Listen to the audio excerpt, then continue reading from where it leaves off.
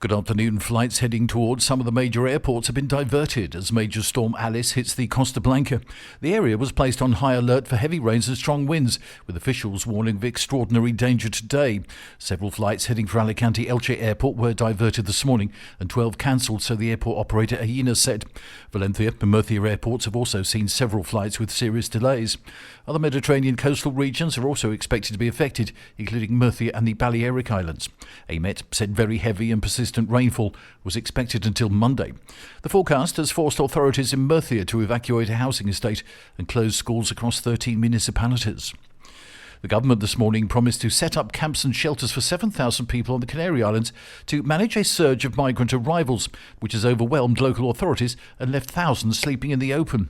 Judicial authorities visited the port of Arguinegyin on Gran Canaria after a local mayor denounced the subhuman conditions of more than 1,000 migrants who were still stranded on the dockside.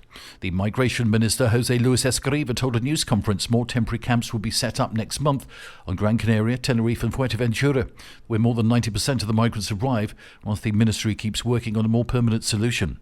Municipalities, the military and even private companies will temporarily hand over property for the camps and the shelters, Escriva said. US President Donald Trump suggested yesterday the NATO alliance should weigh throwing Spain out of its membership ranks over a dispute about military spending.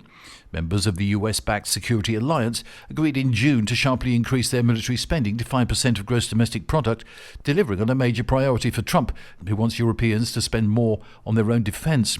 But Prime Minister Pedro Sanchez said at the time that he would not commit to the 5% target, calling it incompatible with our welfare state and world vision. At an Oval Office meeting with the leader of NATO's second newest member, the Finnish President Alexander Stubb, Trump said European leaders need to prevail upon Spain to boost its commitments to the alliance.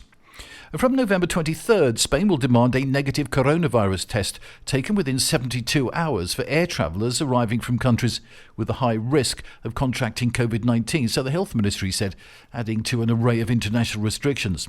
European Union criteria to define which countries are classified as high risk will be used, the ministry said, and require a test certificate in either Spanish or English at airports. Health Minister Salvador Illa said the rule would apply to non-EU countries with more than 150 cases per 100,000 people over the past 14 days. That's the latest from TRE. I'm Bob James.